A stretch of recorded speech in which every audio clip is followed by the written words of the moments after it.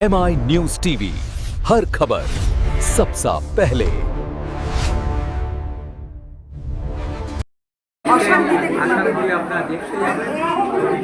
বাচ্চা যখন থাকে বাবা মা তাদের যেরকম কেয়ার করে বাচ্চারা যখন বড় হয়ে যায় তখন তাদের কেয়ার করার কোনো জায়গা সেই রেসপন্সিবিলিটি এটাই যদি ধর্ম এই ধর্মটা ধর্মকে ধারণ করা যায় বাবা মা বললে তো হবে না তাদের মননে তাদের মানসিকতায় তাদের বাতাবরণে বাবা মাকে এবং পাপিয়াদি এই সিনেমাতে কাজ করে এবং পাপিয়াদিকে বহুদিন বাদে না আমার ছেলে তো ওরই ছবি আমি করেছি কয়েকটা এরই মধ্যে তারপরে মিলনের ছবি করেছি কয়েকটা ছবি করেছি আরো ছবি করেছি কিন্তু আমাদের পোস্টার ব্যবহার করা যায় আমাদের ছেলে এমনকি নামও ব্যবহার করলে খুব ছোট করে আল্লাহ হালকা করে কারণ আমি তো এত বেশি সাউন্ড আমার প্রোনাউন্সিয়েশন যথেষ্ট উঁচুতে ছিল আমার উচ্চারণ স্পষ্ট ছিল এবং জোরালো ছিল সেটা ওই সরকারের সহ্য এই জন্য আমার ছবি করাটা যদিও করে নিয়েছি তার মধ্যে বেশ করে কিছু ছবি কিন্তু সেগুলো রিলিজ অনেক দূরে কিংবা পশ্চিমবঙ্গের বাইরে মানে পশ্চিমবঙ্গের ডিস্ট্রিক্টে বা নজরুল তীর্থে আমার ছবি রিলিজ হতো হয়েছে দিদি রাজনীতির দিদিকে নিয়ে একটু বায়োপিক করেছেন বলছিলেন পাপিয়াদিকে নিয়ে কি বলবেন আজ এই পাখির বাসা বইতে সিনেমাতে আপনি এসছেন কি বলবেন যে কিরম ধরনের বই এবং আপনি এতে কি চরিত্রে অভিনয় করেছেন এবং আচ্ছা ভালোই ভালো লাগলো যে এই বইটার আচ্ছা পাপিয়ার বায়োপিক না পাপিয়ার একটা ডিভোশনাল ডকুমেন্টারি করেছিলাম সেইটার আমি মিউজিক করেছিলাম পাপিয়ার সঙ্গে দীর্ঘদিনের পরিচয় অনেক ছবিতে করেছি। এই বইটা যে আপনি সঙ্গীত পরিচালনা করেছেন মোটামুটি কটি গান আছে এবং বইটা কতক্ষণের বই আছে মোটামুটি এবং বলা খুব মুশকিল তার কারণ হচ্ছে এখনো চলছে শুটিং এখনো শেষ হয়নি। দু নম্বর হচ্ছে যে পরপর ছবি করে যাচ্ছে তো কোনোটায় তিনটে কোনোটায় দুটো কোনোটায় চারটে গান পড়েই যায় আর পুরো ছবিটা এখনো শেষ হয়নি তো ওই জন্য মিউজিকটা নিয়ে খুব বেশি কিছু বলতে পারছি না আমি ছবিটা দেখিনি। গান গায় অনেকে এবং গানটাকে সাজিয়ে যে পরিচালনা করে যে সবার মাঝখানে আনা এটা একটা বড় মানে বড় একটা ব্যাপার এটাকে আপনি বহুত দিন ধরে বলছেন করে যাচ্ছেন কিভাবে এটা সম্ভব করা করা সম্ভব কিছু না এটা গান বাজনাটা নিয়েই আছি এর বাইরে আর কিছু জানি না আমি অন্য কিছু করতে পারি না বলে এই গান বাজনাটা করা আর যারা সিঙ্গার যারা আছেন তারাই আমাকে তো তুলে দেন তারাই এটাকে রূপ দিয়ে দেন গানটাকে আমি যে কম্পোজ করি। এই সোমনাথদার এই বইটা ধরে আপনার মোটামুটি কত বছর ধরে আপনি এই মানে সঙ্গীত পরিচালনা করছেন? আমার 55 বছর হলো। আমার মৃণাল সেনের ছবি করেছি, অপর্ণা সেনের ছবি করেছি, রবি ওঝার ছবি করেছি, বিভিন্ন বড্ড বড় লম্বা হয়েছেন 180টার মতো সিরিয়াল হয়েছে আর 50টা উপরে ফিল্ম হয়েছে। তো এগুলো আমি আর বলতে যাই না, এগুলো যা অতীত। আপনার মতো মানুষকে পেয়ে আমি অনেক ধন্যবাদ আমার তরফ থেকে আমার চ্যানেলের তরফ থেকে আমাদের আগামী পুজোর শুভকামনা রইল। সামনেই পুজো আসছে, ভালো থাকবেন। আপনাকে অনেক ধন্যবাদ, আপনি আমার ইন্টারভিউটা নিলেন। Thank you. না ধন্যবাদ দেওয়ার কিছু নেই, এই যে এমন একটা মানুষের সান্নিধ্যে দিয়ে আমি সাক্ষাৎকার নিলাম এটা আমার সৌভাগ্য। Thank you. দেখলাম এই যে পাখির বাসা বইতে আপনি অভিনয় করেছেন কি বলবেন এটা তো এখনো শুটিং চলছে বইটা শুটিং এখনো চলছে শেষ হয়নি পাখির বাসা বইটা সম্বন্ধে যদি কিছু ছবির শুটিং হয়তো আমি বলতে পারবো না আমার যেটুকু কাজ আমাদের কাজটা হয়ে যাচ্ছে তবে খুব সামাজিক খুবই আমাদের কথা মন ছুঁয়ে যাওয়ার জীবনের কথা। এখানে যারা আপনার এখানে কি চরিত্র আছে? বাড়িতে এখানে আত্মীয় তিন পরিজনে বুড়ো আছে, প্রতিবেশীর মধ্যেই আপনারা এটা দেখে পাবেন। এটা কোনো বুড়ো তিন বানানো একটা অদ্ভুত তাদের গল্প পরিবার নয়। টরিবার নেই। এটা খুব স্বাভাবিক। Thank you thank you. বইটা সম্বন্ধে অনেক কিছু বললেন, শুনলাম। এটা আপনার কততম বই এবং পাখির বাসা কেন নাম দিলেন বইটা? এই ছবিটা আমার হচ্ছে 22তম ছবি, মুক্তি পেয়েছে আমার 19তম ছবি। এটা 22তম ছবি, এটা মুক্তির অপেক্ষায় রয়েছে। পাখির বাসার নাম দিলাম এটাই, যে বাসার অস্তিত্ব থাকে না। পাখির বাসা তো আর ঘর হয় না, না, বাসা আর ভেঙে ঘরের চলে। মধ্যে ফারাক। তো এই কারণেই পাখির বাসার নাম।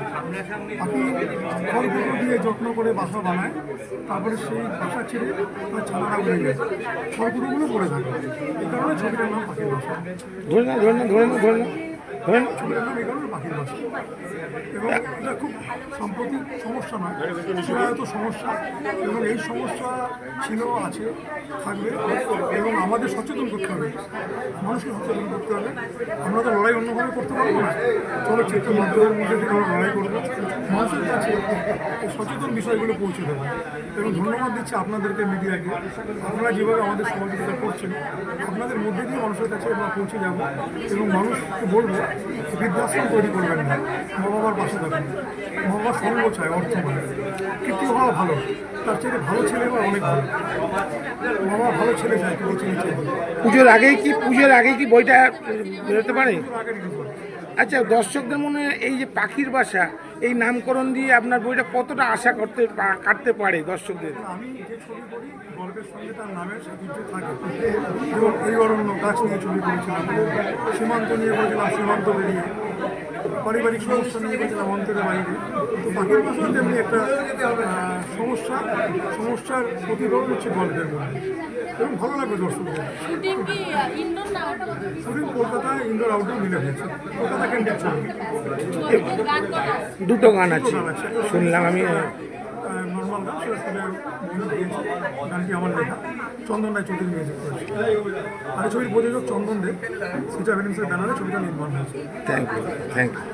বইটাতে যে প্রযোজনা করেছেন, লিখেছেন, এটা কতক্ষণের বই এবং বইটা কি পুজোর আগে কি মুক্তি পাবে, কি আশা করা যাচ্ছে?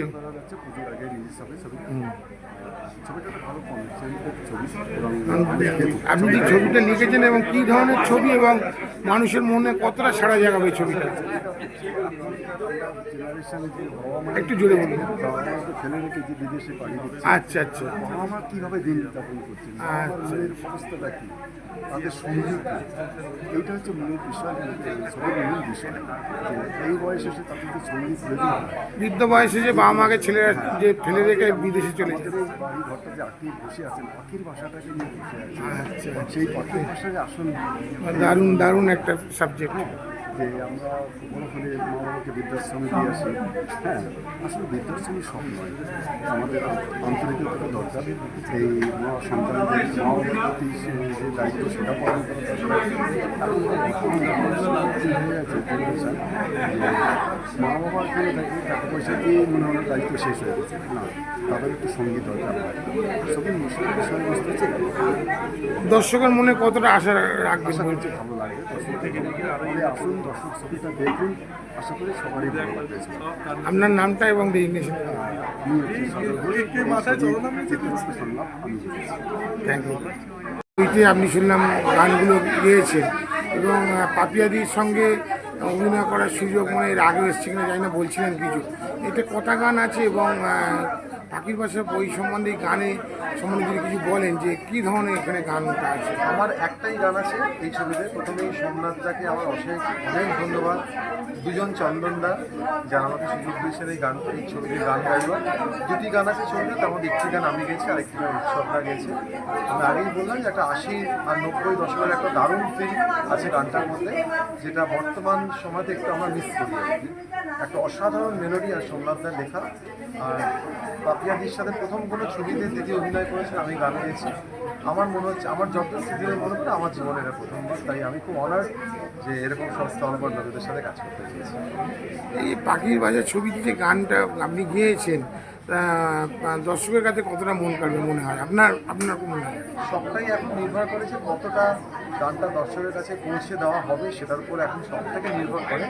কিন্তু এইটুকু বলতে পারি যে পৌঁছে দিলে দর্শকের মনে গানটা ভীষণভাবে দাগ কাটবে, একটা অসাধারণ গান। আপনার নাম? ভুলে গেছি, আমি রেকর্ডিং করেছি। পিছনে থাকেন, ক্যামেরার কাজ করেন। এই বইটা কী ধরনের বই এবং এই বইটা কাজ করতে কেমন লাগছে? পারিবারিক ছবি, এই ছবিটাতে কাজ করতে খুবই ভালো লেগেছে। সোমনাথের সঙ্গে এর আগেও আমি ছোটো ছবিতে কাজ করেছি। সোমনাথের দুটো ছবিতেই তো একটা মেসেজ থাকে, এর ক্ষেত্রেও তার কোনো ব্যতিক্রম নেই। এটাও একটা পারিবারিক ছবি, সকলে মিলে দেখাবো, খুবই ভালো ছবি। আপনারা হলে এসে দেখুন, ভালো লাগবে। আপনার নামটা জেনে শুনুন। আপনি কি ক্যামেরার কাজ করেন, মানে এই বইটাতে ক্যামেরার কাজ করেন? এখনো পর্যন্ত ওখানে ঢুকতে পারিনি, রেডিওর কয়েকটা কাজ ছাড়া। তার রেডিও স্টেশনটা একদম আমার বিধানসভার অপোজিটে। আর তাছাড়া এখনো পর্যন্ত ঢুকতে পারিনি, সেপ্টেম্বরের পর হয়তো কাজ আছে। কাউন্সিলরও নেই, কাউন্সিলর নেই, অনেক বেশি কাজ। Thank you.